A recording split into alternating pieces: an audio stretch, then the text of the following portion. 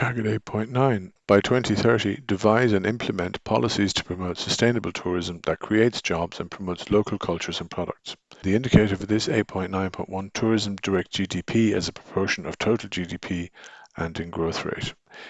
It starts out here by saying that in 2021, tourism is still at half its pre-pandemic economic potential, but with signs of recovery. Tourism brings immense opportunities to contribute to the overall achievement of the 2030 SD Sustainable Development Agenda.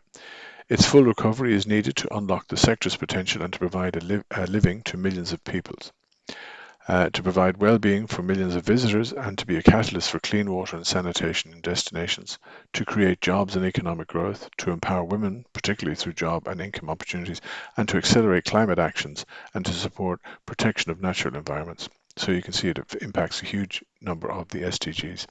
Yet in the aftermath of the COVID-19 pandemic, the worst crisis in history for tourism, the sector's contribution to global GDP reached 2.5% in 2021.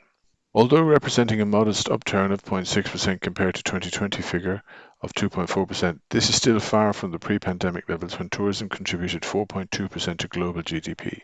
The growth trajectory that global tourism GDP had shown over the past years, outpacing the growth of global economy with an annual average growth of 3%, has been reduced to about 1%.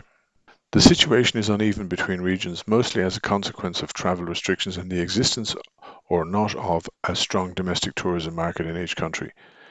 Tourism's economic contribution in 2021 was higher and relatively more resilient in the Middle East and Europe compared to Africa and the Pacific and the Americas. The COVID-19 crisis was a hard hit for all employment related to tourism, putting millions of people out of work and blocking the sector's contribution to fulfill the goal and leave no one behind.